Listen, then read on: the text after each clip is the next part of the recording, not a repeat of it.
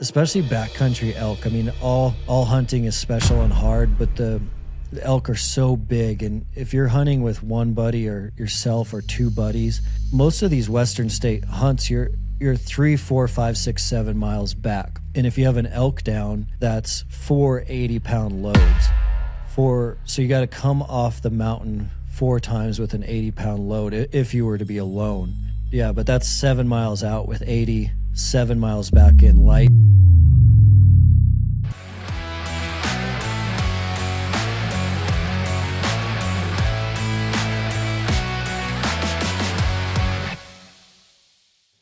Dustin, what's up, man? Great to have you on the podcast. I know we just ran into each other several weeks ago at the, where were we? Oh, the Hunt Expo in Salt Lake. But man, it's good to have you on the podcast. This has been a long time in the works.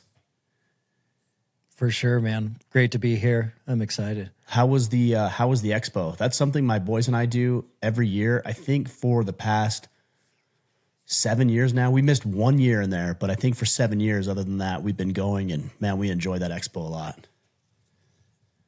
Man, the expo is something else. I remember last year was actually Mountain Tough's first time going, and we'd heard about it for years, and everyone always kind of told us we should be there. We'd gone to Sheep Show, but I hadn't been to Western Hunt before, and I was blown away by how big it is, how many hunters are there, how kind of engaged everyone is, and then like those peak audience days on Saturday where the hallways are full, person to person, shoulder to shoulder. It's crazy. I usually don't stick around for Saturday and Sunday. My boys and I made the decision that, hey, we're going to check it out. I have a lot of friends like you and other people with Mountain Ops and Jack Carr and a bunch of people who attend, and Canvas Cutters, another big one I'm good friends with, Outdoor Field Solutions. I feel bad naming names because I'm going to leave somebody out, but I've got a lot of good friends there. And I always like to go visit the vendors. So we go Thursday and Friday, but we never go Saturday and Sunday because I don't want to be in that environment. I really don't. I like going to the show. I like being able to talk with my friends and people I like and care about. Montana Knife Company is another one. But I don't want to be, butt to nuts with a bunch of other dudes checking out a bunch of hunts and things like that. Saturday is just a blur. You can't talk to anyone. It's just chaos. I know. It's crazy. I know it. Tell me a little bit about the But it's good. I mean, it's good. You get a lot of opportunity to meet people, and everybody in the community is amazing. I've only been hunting for about 8 years, and man, I think the hunting community has probably been, outside of maybe jiu-jitsu, has been the most welcoming community of men who are excited and passionate about and women too, about what they're doing, about conservation, about giving back, about family values. I love the community, and I'm really curious about your introduction into the world of hunting, and specifically with the company, Mountain Tough, with what you guys do with regards to fitness and how it might differentiate from your typical fitness coaching that is so prevalent in society today. Yeah, for sure. The Mountain Tough story is deeply connected to my childhood and hunting. So it is a pretty long story, but it is how everything connects and how the light bulb moment kind of finally went off for me to launch Mountain Tough in 2016. But it is deeply connected to my childhood. I was born and raised out here in the West, and we were a really, really outdoorsy family. So we spent a tremendous amount of time backpack fly fishing. We spent a lot of time in the Bighorn Mountains outside of Sheridan, Wyoming. And a lot of that came from my dad's family. He was one of 9, and 7 out of that 9 of his siblings were boys. So I had all these uncles plus my dad, and we were just hunting, fishing, camping all the time. And that kind of was just what we did. We were always, every single weekend, looking for an opportunity to be outside on some adventure as a family. No matter what the year is, the seasonality changed, but we were still either snowmobiling, skiing, snowshoeing. So every weekend it was an outdoor adventure. And as I got older, right around middle school, my dad became obsessed with archery. And it wasn't at first archery hunting. He was deeply, deeply passionate about competition archery shooting. Okay. And he actually was going through a divorce with my mom, and archery became an outlet, and it also became this brotherhood. There was like these group of guys at the bow shop every day at noon that he shot with, and it was kind of like his support network getting through a really difficult time. And so in that middle school, high school era, I'd meet him down there all the time to shoot bows, and we were surrounded, without really even knowing it, with all these local Montana legends that just hung out at the bow shop too. And they were always pushing us and mentoring us and inspiring us to take the archery and really apply it out in the real world as archery elk hunting, which they were doing a lot in addition to their indoor shooting. And so that took us down this whole other journey of palling around with those guys and kind of traveling the Rocky Mountain West, as September being the climax of the year, like the September archery elk. Our life started revolving around that for a while. And it's because it's such a challenge and it's such an adventure with bulls just screaming at you in September.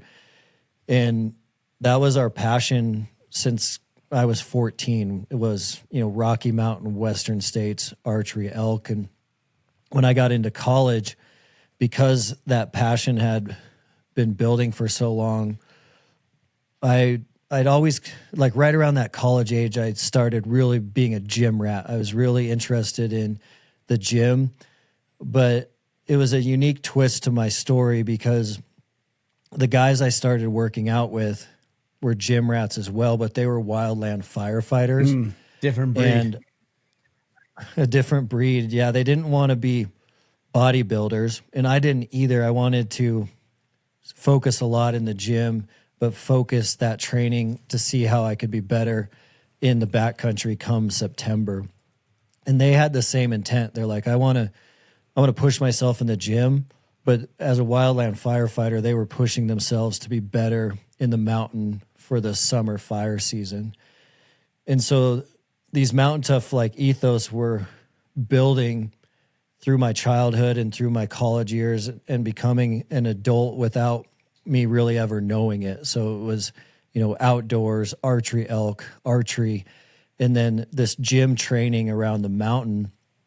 At that same time, I met my wife, and my wife is a really passionate runner. So I'll run, but I don't like running. She's the type that will like get the runner's high. Those and are she the weird. Those are run. the weird ones, man. I don't understand. All the power to them, but I don't understand those people. I'd rather go just pick up heavy objects and put them back down and do it a bunch of times than go run all day long. Yeah, for sure. But it was cool because, like, in support of her and our blend of passions, we started doing marathons and half marathons and ultra marathons. And so I had this cardio foundation going now with her running, plus my gym foundation focused on training for the mountain.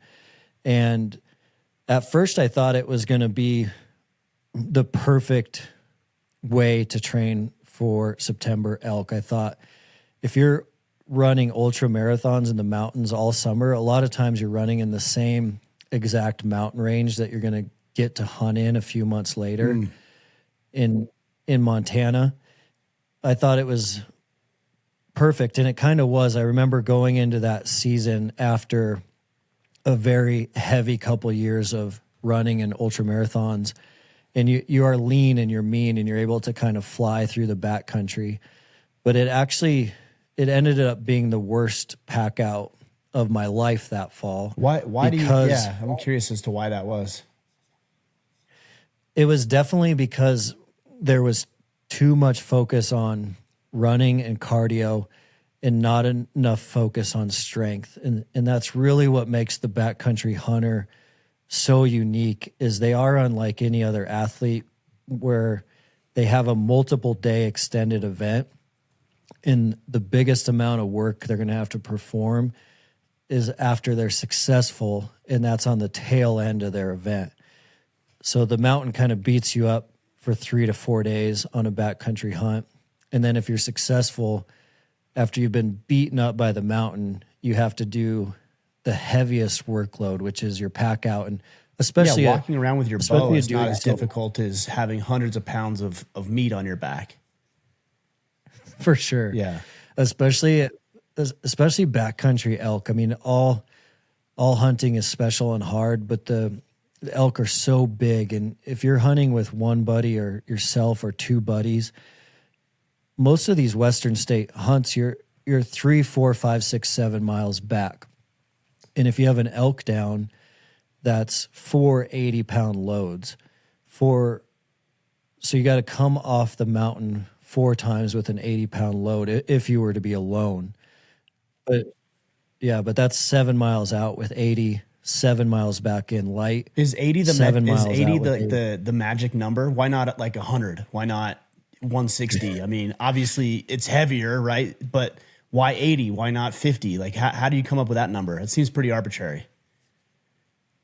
I think that is probably close to what a hind quarter with like your back straps on your pack is going to weigh. Some guys will definitely do like a hind quarter and a front shoulder, which is going to put you at about 120 pounds. But you're deboning all of this stuff, aren't you? If you're doing backwoods stuff, like you're deboning them, aren't you? Most of the time you're deboning. And so that's even with the bones pulled out, or I should say the meat pulled off the bone is probably a better descriptor. Correct. Okay. Yeah. So the meat pulled off the bone, what we usually talk about out west is like you will pack out a front shoulder and a hind quarter if you're fairly close to the truck. But if you have to cover 7 or 8 miles, usually that 80 pounds is kind of your sweet spot. Well, and it's different. 7 or 8 miles on the treadmill in the morning on a Wednesday is different than packing 80 pounds out up and down these just the Rockies essentially, you know, and all the variability that comes with the elevation, lower oxygen levels, ups and downs of the hike itself, and then the being not so stable with the unsure footing of rocks and loose gravel. So it changes the game. A lot of people think, I can run so far on a treadmill. I'm like, well, that's cute, but when it comes to the real world, there's a little bit of variability that you need to take into consideration. That's what I love about it so much, though. It's so cool because the NFL, the NHL, MLB, the military athlete comes close to a backcountry hunter for sure. But if you look at elite professional sporting organizations, it's not even close. There's so many factors that make what we're trying to train for really unique and special. And a lot of that is high elevation, rugged terrain. You got steep climbs and descents. Mm-hmm. You got slippery, loose terrain. But the extended event makes it very, very unique. You think about like a football or a basketball game, a fighter, they're going all out for less than an hour, sometimes 90 minutes. But a hunter needs to be able to perform for 3, 5, 6, 7, 8, up to 10 days. So it does make what we're training for very unique. And that's when that light bulb moment went off that ultimately ended up leading to the creation of Mountain Tough, was because that pack out was brutal after doing all that cardio. The light bulb went off in 2016, and it was like someone should do mission-specific training for the backcountry hunter. And no one in 2016 was doing that. But that is what all other elite sporting organizations do. They look at what are the skill requirements required to be successful at this job, whether you're an operator, an offensive lineman, a wide receiver. those coaches are going to coach to those training requirements that make you successful. And no one was doing that for the backcountry hunter. And so that's what we launched in 2016, and it's just evolved and gotten better ever since. Yeah, I mean, you guys are doing a phenomenal job, and I've incorporated some of your training for a little while. I want a full disclaimer: I'm not using it now. I do a lot of strength training, but there's other components to go back to what you were saying about being in the mountain that you wouldn't necessarily receive if you were in maybe the military. To your point, certainly not baseball, MLB, basketball, football, none of that stuff. But it's these three factors that we didn't address. Number one, dehydration. You're not getting the hydration you need. Malnourishment, right? You're not getting the nutrients you need because you're eating off freeze-dried food if you can. And then the level of exhaustion over sustained periods of time. You know, you're not going to work on 8 hours of sleep. You're going to work on 4 hours of sleep if you're lucky in the cold and the discomfort of having, you know, this half-inch, quarter-inch air mattress, again, if you're lucky. So there's so, but you know, the other thing I was thinking too is I'm sure you talk about in 2016, there really wasn't anybody doing this, but then you have guys that I think have come into the spotlight since you've started in 2016. And I don't want to take away anything from what this particular individual has done, but he's really gained a lot of traction over the past, I would say 5 years. And that's Cam Hanes. And again, that's not to take away anything he's been doing over the past 3-4 decades, but over the past 5 years, there's really become an emphasis and a spotlight on him. And his motto is run, lift, shoot, right? So he's running every day and he's running marathons on his lunch break kind of thing. He's lifting heavy every day and he's shooting his bow. Like, this is somebody that from the outside looking in, and I know Cam a little bit, but from the outside looking in, is, as he would say, working to become that apex predator. And I think that probably draws a lot of light to what you were doing. Mm-hmm. Yeah, we talk about that all the time as a staff and with the Mountain Tough team. And my general consensus is I'm like really proud of what Cam has done, and what he has done to inspire people has been one of the coolest things ever. Like, him pushing the limits over decades and pushing his body through a lot of those difficult runs and marathons, and then just the discipline it took to do a marathon on your lunch break, have the time to strength train and shoot your bow that day, is so inspiring that it did take a lot of people and kind of turn their ceilings into floors. So people were able to look at what Cam was doing and get all of this inspiration lit inside of their belly. And I think you can't discredit how amazing that was for this generation of hunters. I think the only thing that was missed, and I don't think it was really missed, it was just not part of his purpose, passion, or plan, was he didn't give anyone an achievable step-by-step plan to how they could get close to his level or get from beginner to intermediate or from intermediate to advanced. And so he was kind of highlighting this advanced elite level of human performance, but he wasn't saying like, hey, if you have never worked out in 20 years or you're just getting off the couch, here's a few ways to start or a few things to think about. And so I think the inspiration was a game changing. The inspiration inspired like hope and dreams in so many people. And I think that there was just, it left some people looking for a practical approach. Like, I can't even run 4 miles. How am I going to run a marathon on my lunch break? And that's what we've tried to do is we started training a lot of elite athletes. Like in 2016, 17, 18, 19, our Mountain Tough programming was really hardcore. And we were pushing mountain athletes and hunters really at an elite level in our lab. And then that was going into our digital content, which is something I'm really, really proud of. But I'm almost more proud over the last couple of years how we have focused on how do we get a beginner to intermediate? And I think that is where that big life transformation happens. And it's been really, really cool to kind of broaden our lens a little bit and focus on elites like we've always done. But I think helping someone get into the backcountry is a lot more about life than it is about hunting. So we always talk about hunting is not the end game. Hunting is just an event.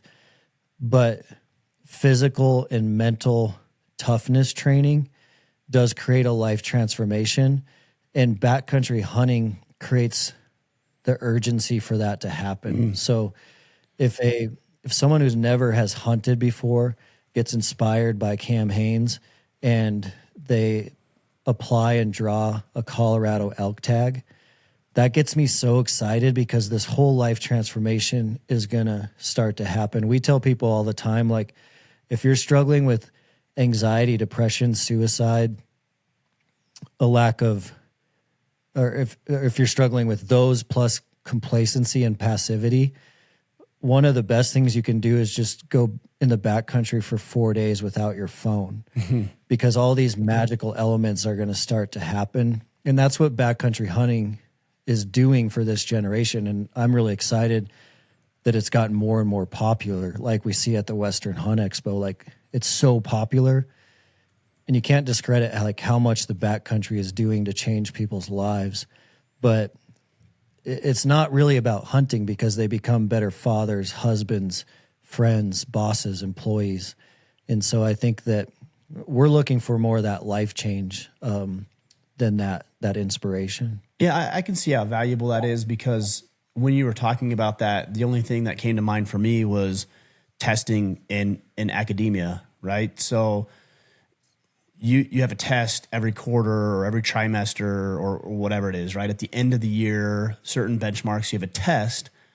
But really, the real value comes in learning to prepare for that test. Who cares about the test? Like, sure, you want to get an A, you want to pass the test, but it's everything that you've done up to that point. And what I'm hearing you say is the hunt is good. There's a lot of value in the hunt itself. You're providing for your family, you're achieving goals, you're feeling good, you're developing self-confidence and self-worth. But what if I've got to hunt this fall and I'm spending days and weeks and months preparing for not only physical, but the mental aspect of a hunt, and then I go out and have a successful hunt? It wasn't the hunt that did all the work for me. It was everything leading up to the hunt that made me a better human being. And then I was able to successfully complete the hunt as a byproduct of everything that I learned leading up to it. It's so accurate. I mean, some people articulate that as the Spartan Effect, and the Spartan Effect is really powerful. They usually don't talk about it in terms of hunting, but a lot of ways you'll see the Spartan Effect articulated is someone will say, put a Ironman on your calendar or register for a jiu-jitsu competition, sign up for a marathon, because the Spartan Effect of signing up and dedicating yourself to doing something 6, 9, 12 months down the road, it changes your mindset as soon as you register. So like if you register right now for a jiu-jitsu competition in October, your desire to train and your timeliness to train, your intensity while you're training, it's going to tick up the second you run your card and register for that tournament or that event. And that's what's happening a lot with these backcountry hunts is someone's drawn a tag and now it's like, oh man, I can't miss that workout. Like their whole intensity changes. And that's really, really cool because you're 100% accurate. The hunt is the highlight that is creating all of that life change in the discipline. But sometimes that season of training is more special than the actual event or the hunt. We saw this all the time with running ultra marathons in Montana. And so there's a really famous one right outside our door here in Bozeman. It's kind of this legendary, iconic race, and it's called the Ridge Run. And it's on the Bridger Ridge that you can oversee the whole town of Bozeman from there. You're on a spine the whole entire time. And so my wife and I used to register for that and run it. But the most beautiful thing ever was you trained on that ridge all summer. And so you're up there doing shorter runs all summer.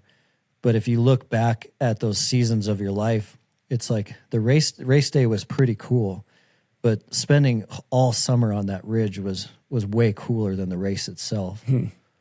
Well, and I think about, again, I haven't been hunting nearly as long as you have, but a successful kill is really valuable. There's a sense of pride and satisfaction that comes with that. You completed the objective, but my best stories are stories with the guys. Stories of hardship, or not even making the best shot, like making the worst shot of my life, and then everybody, laughing at me or whatever, and busting each other's balls about it. It's not so much even the kill itself. It's the camaraderie, the brotherhood, the accountability, like you're talking about now, the stories, the memories, the failures, the setbacks, and then learning how to deal with all of that and overcome those challenges that have been so meaningful to me. Don't get me wrong, I really enjoy that venison or that moose when I eat it for dinner with my family or friends. But all the stories I have are more related around other people and their involvement in what I'm doing. It's so cool we're talking about this because we've had Randy Newberg in the lab this year. We've been training him for this August Mackenzie Doll sheep hunt he has. Where is that? His big. That's in British Columbia. Okay. And Randy's 59, and he's had the privilege and honor to hunt all over the world. But for some reason, this is his biggest bucket list hunt. And he's going into the biggest dream hunt of his life with some injuries and a little bit out of shape. And so it's kind of like the biggest dream hunt of his life. He has the most work to do to make it happen, which is really interesting with how many places he's got to hunt. But when we first sat down with him, it was really cool because he said that if more people knew how hard hunting was, it would be good for them to know that on the front end, knowing that it's a process. It's not just about killing an elk on your first year, the first time you tried. But, Randy, who is a hunting celebrity in his category, he acknowledges that it took him 10 years of trying to successfully kill a bull elk with his bow. So, looking at him now, he's a professional hunter and content creator, but there was 10 years where he was unsuccessful that no one ever sees, that no one ever talks about. But when you talk to him and others like that, like even Bert Soren has a talk on the 10-year rule. Most people are putting in 10 years of hard work behind the scenes before you ever know what they do or what their name is. But Randy talks about how special that was, because it's the process. It's the process of becoming a better outdoorsman, meeting a lot of really good friends through that process. But it also makes that special moment when he did finally harvest an elk with his bow that much more meaningful and powerful and special. We talk about it all the time, that the hardest things in life are the best things. And a lot of times people think that's like a really hard hunt is the best hunt. But sometimes it's a hard 10 years to create a really special moment. Yeah, I mean, I can attest to that. I think a lot of people look at it. Again, I've only been hunting for almost 8 years now. And I think a lot of people from the outside looking in think, well, you just get a gun, you go shoot it a few times, and then you just go out and find an animal and take a little pop shot and it's done. I'm like, that'd be really nice if that were the case. And maybe sometimes it works out like that. I've got a friend in Maine who a couple of years ago shot this deer off his back porch. He was having some coffee, if I remember correctly, in his kitchen. He looked out and he saw this incredible buck, grabbed his rifle, got on his back deck and shot this deer, and it ended up scoring third in the state that year for harvested deer. Look, that happens. But also the guy's been hunting for 30 years, you know, and what are the odds of that happening? You just got to go in and put the time in. And I think that's what people see on social media. And I love social media. This movement wouldn't be what it is. I wouldn't have the opportunity to share my voice and my thoughts with people and develop great friendships like you and I have. I love social media, but the downside is everybody just sees the best of the best, because that's what most people post. They post the successful hunt. They don't post the arrow pegged into the rock or the ground that doesn't have any blood on it because they missed a 20-yard pop shot. Like, nobody posts that. I wish more people did, because that's the reality of the situation. And then everybody gets this false sense of what it actually means to go out and hunt, and they just think, oh, it's easy. You just go shoot an animal. And then it becomes ruthless and cold and calculated, and it paints a bad light on the hunting industry in general. Yeah, I was just talking to Remy Warren, and we were talking about this exact topic, and he's like, someday I want to make a film that just shows failure after failure after failure after failure, because that's really what most of hunting is, which is funny. It's what most of life is. Like, we are failing every day at everything in different ways so that we can be better at them. And hunting is no different. And so, like with Remy's content channel and people seeing his films, when they see a film, they see him going out and being successful, because most people wouldn't watch a film of just like hiking, No, glassing, because they can do that in real life. They don't need to live vicariously through somebody else to fail. They can do that on their own, myself included. Yeah. So I think, like, just knowing that behind all these great moments we see on camera, there's thousands of hours of failure.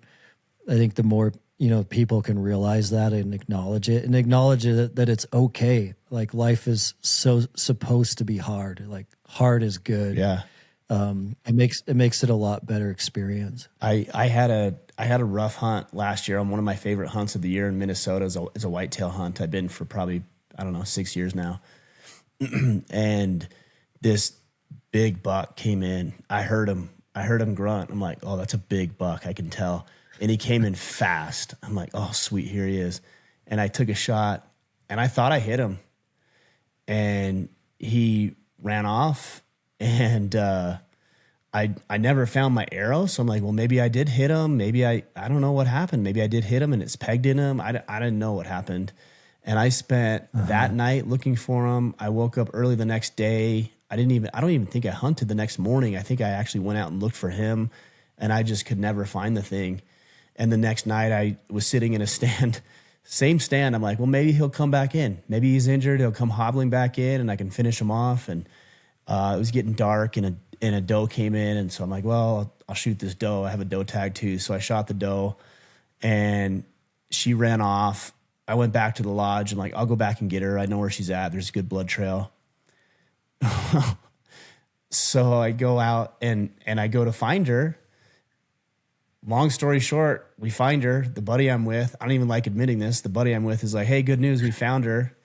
She's right up there. We gotta finish her off. I'm like, okay, I'll go finish her off.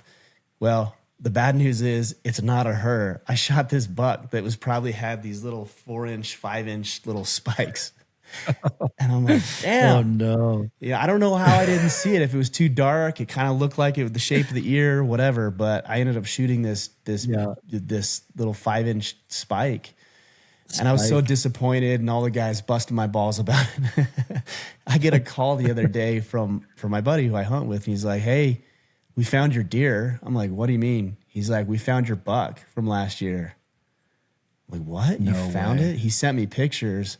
It's a beautiful buck. He's a little weird. He's a little strange. He's got some good mass. Like, he's probably one of the best deer I've ever shot.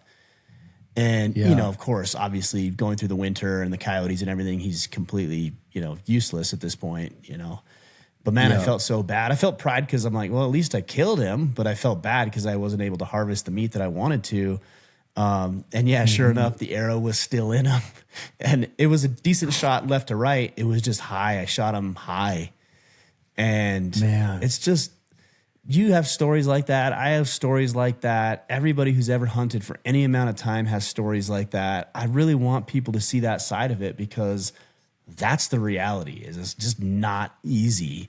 It's fun and it's worth it when it all comes together, but it doesn't come together as often as people think.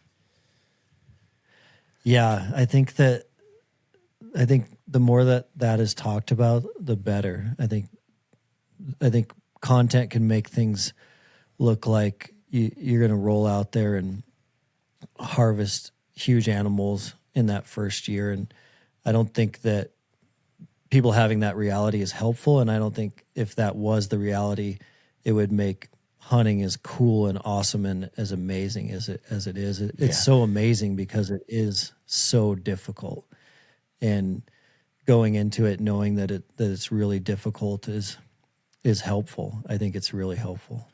To move back to the conversation around fitness, I have a bit of a loaded question, but I'd like you to answer it if you can, and give me a thought on this. I have my own thought, and I'll share that with you in a minute. If there was one exercise, just one exercise that anybody listening could do to improve their physical fitness, but also as it applies to backwoods hunting, backcountry hunting, being in the outdoors, et cetera, what would you suggest would be that one exercise? I'm gonna answer you with two comments, even though you asked for one. You can't. Just one. Give me what you got, man. All right. So first, I think that it's really important that the number one hack for sure is going to be mindset and mental toughness. So when we launched Mountain Tough in 2016, we knew that like the consistently successful backcountry hunters, and it's the same in every area of life, every sport, the consistently successful in their craft are the most mentally tough. And so the mind trumps the physical. And so someone who is mentally tough that's not as physically strong oftentimes will be more consistent. And hunting gives us a really good lens on that. Like the backcountry hunters that we researched in 16, 17, and 18, we were looking for backcountry archery elk hunters, public land, do-it-yourself, that had been successful consistently for 10 or 20 years. So a lot of people can have a couple good years, but we wanted to know like who's consistently successful over a 20-year time frame. And physical fitness was a component there, but it was their mindset that was changing the game. They were able to stay out there longer. They were able to push a ridge further back. They were more patient. They were able to sit there and wait for storms to roll in and roll through. They didn't come home early when hunting wasn't that great. They didn't come home early when they started missing their family or missing the comforts of home. So these really mental tough, the really mental tough individuals outshined everyone else regardless of physical capabilities. And so you see this in professional sport, you see this in the military, but in backcountry hunting, in a lot of other industries, it's not talked about very much to work on your mindset, to work on your mental fitness, to work on your mental toughness. And so for someone who has never worked on that, that can be a big wake-up call when they enter the backcountry. And so for sure, I think the number one thing that people should work on before a gnarly backcountry hunt is their mindset, and just being able to be comfortable being uncomfortable, to think about overcoming adversity, to think when they're tired, to think about supporting those around them. I think that we've seen a huge difference between someone who has had a really easy life without much adversity or adversity training in it versus someone who has when they enter the woods. And so for sure I would put that at the top of my list is mindset training. The second one that isn't talked about a lot that is really interesting is that training to hunt is more popular now than ever before. So a lot of people are training. A lot of people are doing heavy pack walks in the summer to get ready for backcountry hunting. A lot of people are doing step ups or stair climber. So the number one kind of mistake we're seeing right now is no one is training for really steep descents under heavy load. And in the backcountry, that just devastates people. So if you have an 80-pound pack on and you're coming out of a drainage, maybe you have to work your way out of that drainage for 3 or 4 hours at a very steep decline. That scenario is going to be highly common in a backcountry hunt, and it's probably a scenario that most people, if they don't live out west, have never trained for. And it creates this perfect storm because you have a heavy pack on, gravity's pushing you down, you're going down that descent, and your joints and your quads and your hips are just getting pounded. And so you see a lot of backcountry hunters bonk going steeply downhill versus steeply uphill, because most people have trained a little bit going uphill and you can work your way uphill slowly, but really steep descents create a lot of variables that cause a lot of trouble. And so you have knee, hip, and ankle stability getting compressed under extreme stress, especially when you add a heavy pack. So to answer your question, we would make sure that someone is focusing that as part of their training. So, putting on a heavy pack and working some downhills, if you don't have access to that in your area, like if you live in a flat area, there are some really cool hacks that are a game changer on the treadmill. And so you put the treadmill at a 15% incline. That's where most treadmills you see are going to max out, unless you have an industrial one. So 15% incline, and then you're going to go at about 2 miles an hour, 2.2. But instead of working your way up that treadmill, you're going to turn around and walk backwards. Sure. And so you're going backwards. Your hands are off the guardrails, and you have your pack on. You can progress that pack weight. So you can start at like 50 pounds, go to 60, go to 70, go to 80. And you're working your way down that hill on the treadmill. And it simulates that exact load. Like your quads immediately are going to be on fire. Right above your knees going to be on fire because you're working that downhill angle that your body's not used to. But that's a big game changer, because that's where we see most injuries and most kind of collapses on the mountain. It's interesting. I don't relate with that. Like, it's so Really? No. I talk with a lot of people about, like running and hiking and things like this, and a lot of them say, oh, downhill's harder than uphill. I'm like, what the hell are you talking about? Like, that's not reality, but maybe that's just not reality for me. It's way harder to go uphill than it is to go downhill. You can control your pace and your tempo, and I almost wonder too, I'm not discounting what you're saying. You've done more research on it than I have. I'm just saying anecdotally, it's hard for me to relate with. I'd much rather go downhill than uphill. I almost wonder, though, on workouts, though, also if the downhill side of things is just worked into the movement, whether you're doing deadlifts or squats or box step-ups like you were talking about. I think the stair climb may not work any of the descent in, but if you're doing a box step-up, you also have to step down. It seems like it would be worked into it. The one thing I was going to say, go ahead, and I'll give you my answer, what I think, but I'd like to hear what you say about that. Yeah, I think it just depends on like what your biomechanics and what type of athlete and training you've been doing. I definitely saw the same thing in the in the ultra running community, there are these guys that can just bomb down these hills in these races. Like they just fly straight downhill, and they kind of struggle a little bit more on the uphill. So we've certainly seen both. I think it depends on like historic athlete training, what kind of biomechanics you have.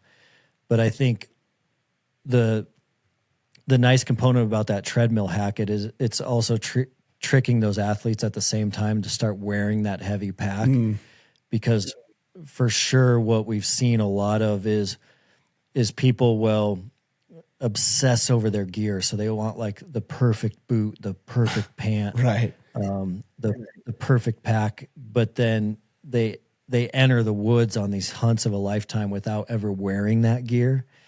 And so that causes more problems than anything, is people just not testing their gear or even feeling what a heavy pack feels like before going on these hunts. Yeah, it's like the adage of, would you rather have the skill set or the gear? If you're an intelligent individual, you'd always choose the skill set over the gear.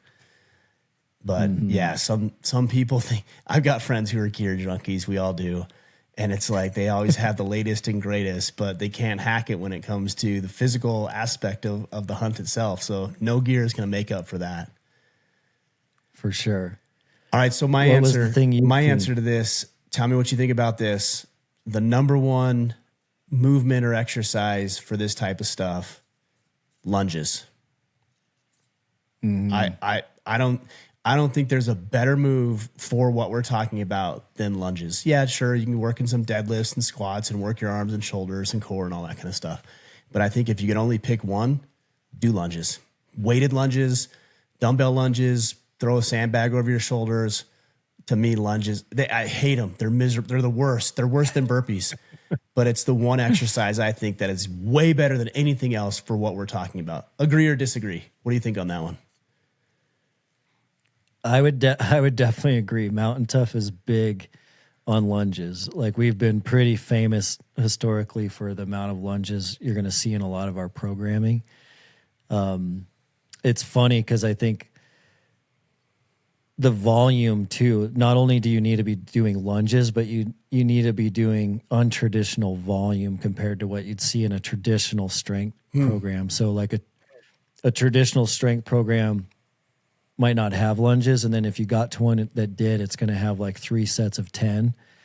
But for the backcountry, you need extreme muscular endurance. So we've had programming where we've experimented in the lab with like 800 meters of lunges several times a week. So we're definitely big on the lunges as well. Everybody just stopped listening and they're like, no, not for me. When you say the lab, tell me about that. What do you mean? Do you guys have a facility where you're doing all of this training, where you're experimenting? Also, how do you test that? Because it's easy to, for example, you might call a guy like me, and I'm not inviting myself by any means here, or maybe I am, I don't know, where you might say, hey, Ryan, come into the lab and let's, go through some exercises, but that's not enough, right? Like when you say the lab, what do you mean, and how are you going through these exercises, this training to actually ensure that it's going to be valuable for a person? Yeah, for sure. It's been awesome because that was one of our founding ethos was to have a lab. So it's called Mountain Tough Fitness Lab, and that lab was in there for a reason since the beginning. And the reason was we were strict on that we would never release a program to the public unless it had been tested in our own lab. And so we're very, very fortunate to be based in Bozeman, where there's these world-class mountain athletes all around us. And there's all the hunting companies have their headquarters here. But in addition, just to a lot of hardcore hunters, there's a lot of hardcore mountain bikers and skiers and snowboarders and mountaineers. And so since the beginning, and it's only gotten better and better every single year, we've had this lab concept. And what the lab concept means is that we are going to test programming on the people that it matters to see if it works or doesn't work. So, for example, if we're testing backcountry hunting programming, we're going to test it on backcountry hunters.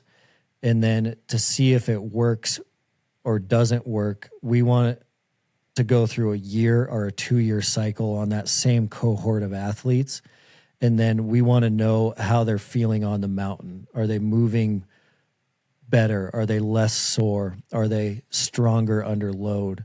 And so we're able to work with them for a year or two on specific programming to see what's happening. So it gets pretty specific. Like if we're building a smoke jumper program, we're going to test it on smoke jumpers because we want the real people, we want the real skill requirements, and we really want to see, is this helping them at their job or not?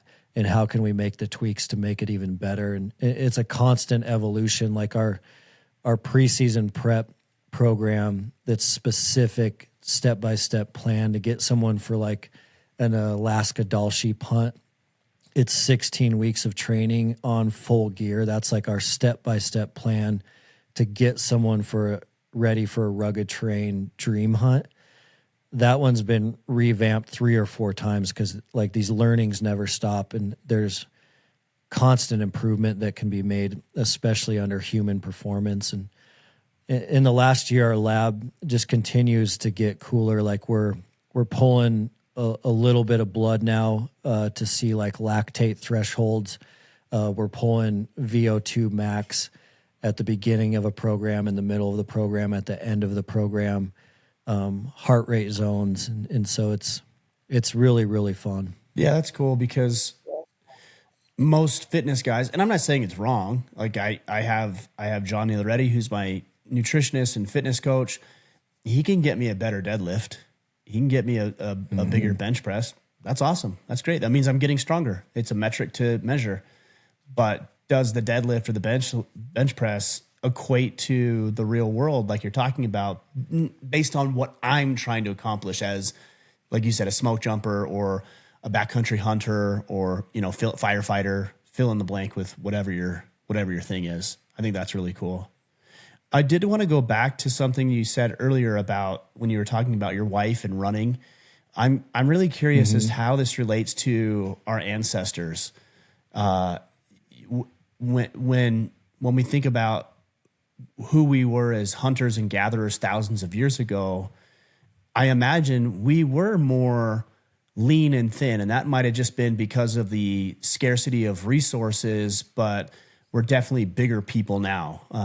And not just obese, but even the most fittest people are generally taller, larger muscle mass. Like we're just bigger people outside of maybe some cultures. What do you say to how this relates to how we used to operate as our ancestors did? Is there a valuable discussion in there? And what is the balance, the right balance between being lean and building endurance versus being fit and strong, and then the downsides of the muscle mass associated with that? I'm kind of curious about that take. Yeah, it's a super interesting question because I do think that we were lean and mean. I think that, like, you read the book Born to Run and you think about,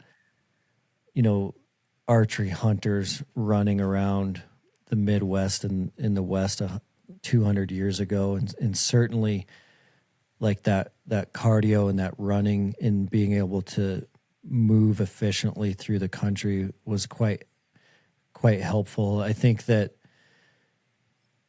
there's great significant value in that, and I do tend to probably believe that those ancestors weren't doing pack outs very often. I think the hunting style was different there with that tribal mentality around like the game was more out on the plains, and someone was harvesting that animal, and then the tribe was kind of coming around to support them and processing it there with them as a group of people. And so I think probably that difference of like someone going in the backcountry alone and packing that animal off the mountain is probably slightly different than the way our ancestors hunted. And it's a really interesting topic because there are some highly successful hunters that are really lean and smaller framed guys still now today that do these insane pack outs. Like that is not that rare. And one of the things that we've talked a lot about is there are these differences that should be talked about when we look at individuals like that, because sometimes what is happening is a professional hunter or someone who works for one of these hunting brands, maybe a photographer or videographer, they are hiking under load for 150 days a year. And so their training is in the backcountry all the On time. the job Their training. lifestyle is Sure. training. Yeah. We kind of balance that out with what we do know is like someone who has never strength trained before, that's like 160-pound guy that's fit and lean. We know that they can do an 80-pound pack out over 7 miles. But what we have seen is like their risk for injury is much higher. And so they're going to do it and they might do it really well, but their risk for injury is significantly higher than someone with a really solid strength baseline. And a lot of that comes from the military research. They did all that research of guys with heavy rucks on, and most people can grind out a heavy ruck. Like you can grit your teeth and grind it out, and eventually you're going to get to the truck. But if you don't have a strength baseline, your risk of injury is significantly higher than if you were to have a high strength baseline. Got it. That makes sense. I guess it really comes down to, and this is a little bit about what you've been talking about as well, is what are you training for? Are you training to play in the NFL, or are you training to hunt on 3 hunts this year? Like, build a program around whatever it is you're trying to accomplish. Dustin, I know you've got an event coming up in this summer, and I'd like you to share a little bit about that event called Tuff Fest, and also share with the guys how to connect with you, learn a little bit more about Mountain Tough and what you guys are up to. For sure. Yeah, Tuff Fest is coming up. It's June 14th here in Bozeman. It's our annual event where kind of the Mountain Tough global community can gather, and it's an epic, really special day. And you don't have to be doing Mountain Tough training to attend. If you're not, we highly encourage you to attend. Really what it is it's an environment where like-minded people can get together and have a really special day of growth. So we start in the morning. We do a really awesome morning hike up that ridge I was talking about earlier. So we hike the ridge in the morning. We do a Conquer Hunger food drive after that for Mountain Ops. So Mountain Ops has their Conquer Hunger program, and we teamed up with them last year to give out 42,500 meals to the Bozeman community. We're doing that again this year. So we go from the hike to packing meals for kids.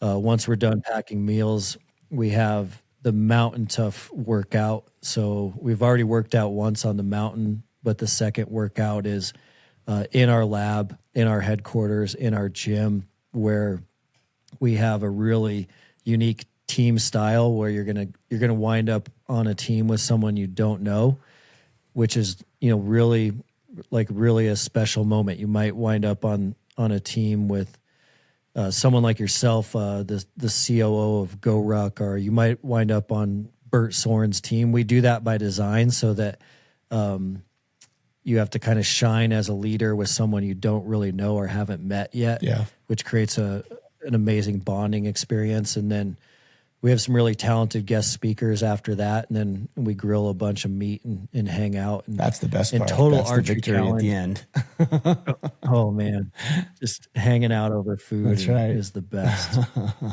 and then total archery challenge and Big Sky is the next day. So a lot of people will do Tuff Fest Thursday, tack on Friday. Awesome. Well, how do we learn more about what you guys are up to and connect with you? For sure. Yeah. Everything's on MTNTOUGH.com. If anyone wants to check out the app, so all of our training is in a native app that streams on iPhone, Android, all the smart TV platforms. Everyone comes on to Mountain Tough training with the 14-day free trial. So you can just go MTNTOUGH.com and then you can click start free trial. That gives you 2 weeks to kind of play around in our app. You'll see our training, our programming. You'll see our mental toughness curriculum, our spiritual curriculum, our nutritional curriculum is all in there. And then our website is loaded too with blogs on a lot of the stuff we've talked about today. So educational content on getting ready for your trip. The blog is loaded with that information, as well as Mountain Tough Fitness on Instagram and Mountain Tough Fitness Lab on YouTube. Excellent. We'll sync it all up. Thank you, brother. I appreciate you joining me today. I appreciate what you guys are doing. And hopefully at some point in the near future, we can get on a hunt together. That'd be awesome. That would be awesome. Yeah, thank you, man. I appreciate you and everything you're doing.